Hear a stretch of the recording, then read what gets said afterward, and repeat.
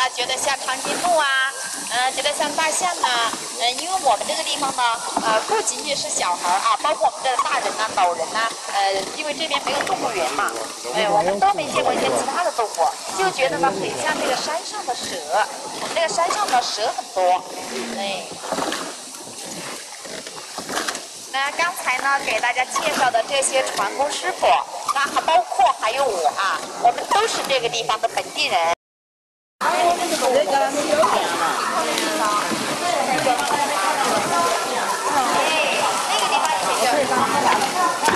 我可以让你看啥？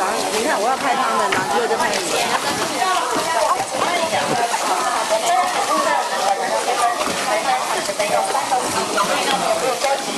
加油，慢慢来，体验一下这个小船上溜的感觉。对对对，两边的朋友一定要把你的手收进来啊。那我们这个地方呢，在三峡大桥没有试运线之前呢，水非常的浅，最浅的地方。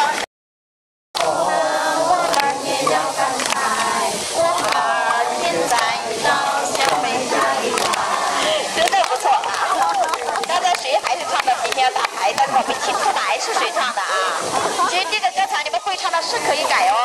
我在上个月的时候带来一团客人，我其中有一个北京的一个大哥就跟我说，那如果有土家族的姑娘邀请我去做客的话，我绝不会说没有时间，我会说3个字，巴不得。所以呢，他把这个歌词给改了一下，你们听听看他是怎么唱的。他说啊，我天天都有空呐，我天天都要来，我爬也要爬到小妹家里来，